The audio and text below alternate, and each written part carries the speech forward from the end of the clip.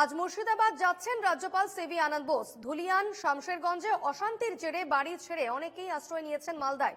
শুক্রবার বৈষ্ণবনগরে আশ্রয় শিবিরে ঘর ছাড়াদের সঙ্গে দেখা করেন রাজ্যপাল সিভি আনন্দ বোস। রাতে ছিলেন ফরাক্কার গঙ্গা ভবন গেস্ট হাউসে। আজ মালদা থেকে তিনি যাবেন মুর্শিদাবাদে এবং সেখানে ঘুরে দেখবেন তপ্ত এলাকা।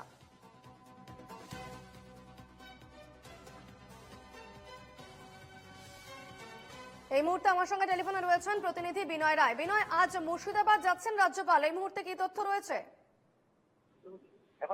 এখন তিনি গতকালকে মালদার বৈষ্ণবনগরের যে ঘর আলাদা যেখানে আশ্রয় ছিলেন তাদের সঙ্গে দেখা করেছেন।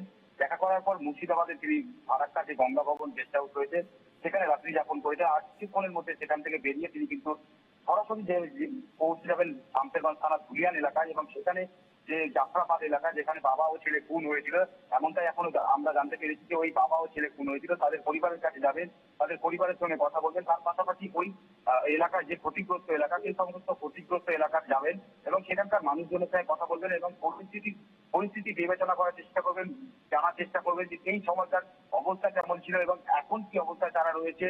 তার পাশাপাশি ওই যে যারা ঘর ছাড়া রয়েছে তাদেরকে কি করে ফেরানো যায় সেই সমস্ত বিষয় নিয়েও কিন্তু আলোচনা করবেন। তার পাশাপাশি আজকে কিন্তু জাতীয় মহিলা কমিশনের যারা একটি দল এসছে 6 সদস্যের, তারাও কিন্তু এই সমস্ত এলাকা পরিদর্শন করবেন। তার পাশাপাশি দুপুর নাগাদ কিন্তু প্রদেশ কংগ্রেস সভাপতি শুভঙ্কর সরকার তারও কিন্তু আসার কথা রয়েছে।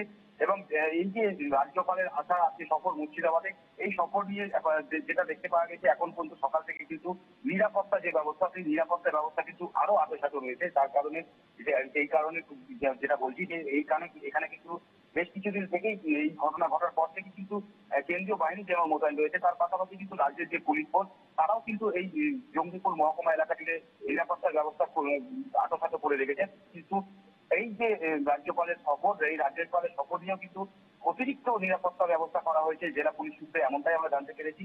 রাজ্যপালের সফর শেষে কিন্তু এখানে মহিলা কমিশনের যারা জাতীয় মহিলা কমিশন তাদের একটা টিভি রাখার কথা রয়েছে। তার পাশাপাশি আজকে দুপুর নাগাদ প্রদেশ কংগ্রেস সভাপতি তিনিও কিন্তু আসার কথা রয়েছে। ধুলিয়ান এলাকাতেই কিন্তু তারা প্রত্যেকেই আসবেন এবং ওই সমস্ত ক্ষতিগ্রস্ত এলাকা সেই সমস্ত ক্ষতিগ্রস্ত এলাকায় যাবেন। এবং যেটা জানতে পেরেছি আমরা যে আজকের এই সফরের পর জাতীয় মহিলা কমিশনের যারা সদস্য রয়েছে তাদের সঙ্গে কিন্তু রাজ্যপালের একটি মিটিং রয়েছে রবিবার, এবং এই জায়গা থেকে এই যে ঘর ছাড়ারা যারা আছে তাদেরকে কি করে ফিরিয়ে নিয়ে আসা যায় সেই বিষয় নিয়েও কিন্তু আলোচনা রয়েছে। তার কারণ হচ্ছে ওই যারা ঘর ছাড়া উন্নত রয়েছে মালদার বৈষ্ণবনগর বল্লভপুরে যারা বেশিরভাগ সংখ্যক মানুষ রয়েছে তাদেরকে ঘরে ফিরিয়ে নিয়ে আসা, তাদের যে শর্ত রয়েছে যে এই মুর্শিদাবাদের যাদের যে এলাকা সেখানে কিন্তু বিএসএফ এর একটা স্থায়ী ক্যাম্প দরকার, না হলে কিন্তু তারা নিরাপত্তা বোধ করছেন না।